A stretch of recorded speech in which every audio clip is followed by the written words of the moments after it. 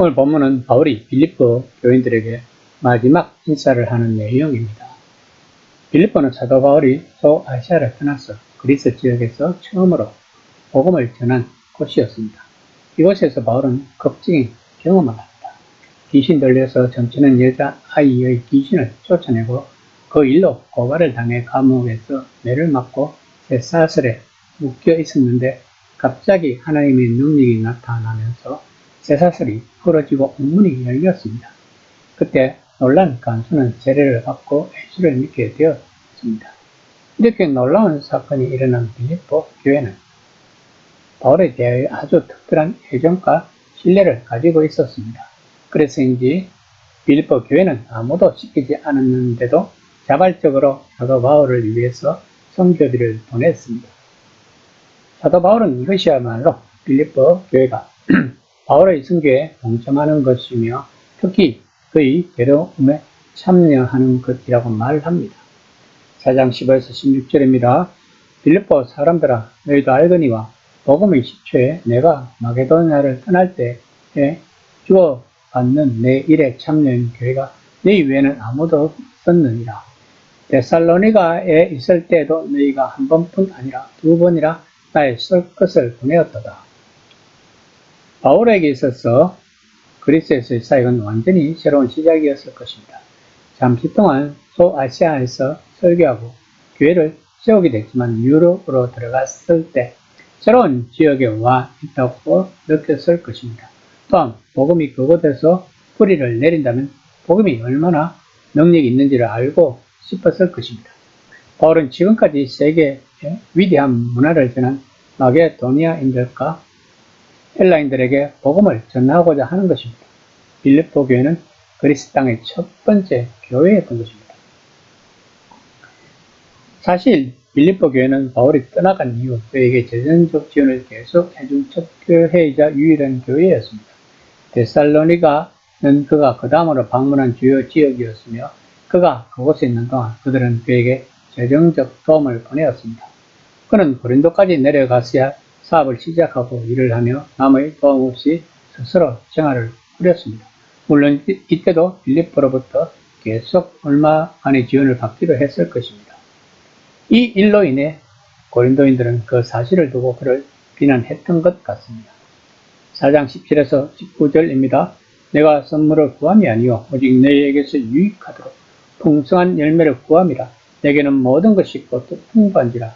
에바브로 디도편에 너희가 준 것을 받았으므로 내가 풍족하니 이는 받으실 만한 향기로운 제물이요 하나님을 기쁘시게 한 것이라. 나의 하나님이 그리스도 예수 안에서 영광 가운데 그 풍성한 대로 너희 모든 설 것을 채우시니라. 바울은 본문에서 선물에 감사하며 혹시라도 그가 돈을 요구한다고 생각하는 사람이 있을까 걱정하고 있는 것입니다. 고대 세계에서는 이곳저곳을 다니며 자신들의 사상을 파는 순회 교사들과 철학자들이 많았다고 합니다. 그런데 그들 중 다수는 사기꾼이나 협작꾼으로 여겨졌다고 합니다.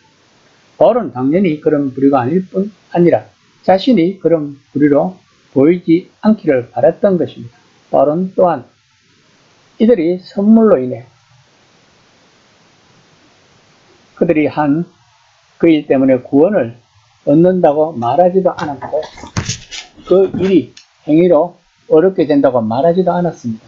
오히려 그들의 믿음, 소망, 사랑을 이렇게 구체적으로 표현한 것을 하나님이 기뻐하셨다고 말하고 있는 것입니다.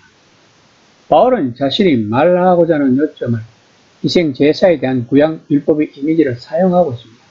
성전에서 희생 제사를 드리는 법에 대한 성경의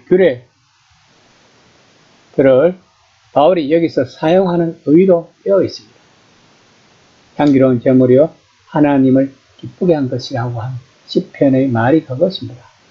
하나님은 실제로 번제가 풍기는 향기를 맡지 않으시고 사람들이 성전 제의를 거행하는 행위로 인해 감동을 받지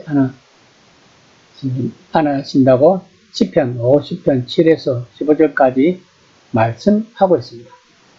정말로 하나님의 마음을 기쁘시게 하는 것은 사랑과 신뢰에서 비롯된 너그러운 영입니다.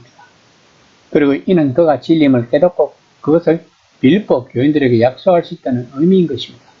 즉 이렇게 하나님을 신뢰하는 사람들은 그분이 그들의 모든 필요를 역시 채우실 것을 확신할 수 있다는 것입니다. 4장 21에서 23절입니다. 그리스도 예수 안에 있는 성도에게 각각 문안하나 나와 함께 있는 형제들이 너에게 문안하고 모든 성도들이 너에게 문안하되 특별히 가이사 집 사람 중 몇이니라. 주 예수 그리스도의 은혜가 너희 심령에 있을지어다. 이 편지는 인사와 더불어 은혜와 영광으로 마무리합니다. 특히 바울은 본문에서 가이사 집 사람 중 몇이라고 이들에 대한 애정을 나타내고 있습니다. 로마 황실의 사람들이 누구인지는 밝히지 않았지만 아마 황제의 부인이나 딸들 중에서도 그리스도인이 있었을 것이고 건의되나 거기에 일하는 노예 중에서도 그리스도인들이 있었던 것 같습니다. 그러면서 바울은 주 예수 그리스도의 은혜가 너희 심령에 있을지어다 라고 편지를 마무리합니다. 바울은 교회 안에서 서로 문안하고 그분의 백성들 모두가 왕이신 주 예수님의 은혜를 누릴 수 있기를 바라고 있는 것입니다. 늘 그러듯이 한 분이신 참 하나님 아버지께 영광의 영원토록 있기를 기도하고 있습니다. 오늘날 교회가 바울의 이런 소망을 잘 받아들이고 전승한다면 하나님은 얼마나 기뻐하실까요? 이 시간 나는 과연 하나님이 기뻐하시는 삶을 살고 있는지 한번 점검해보는 시간이 되었으면 합니다.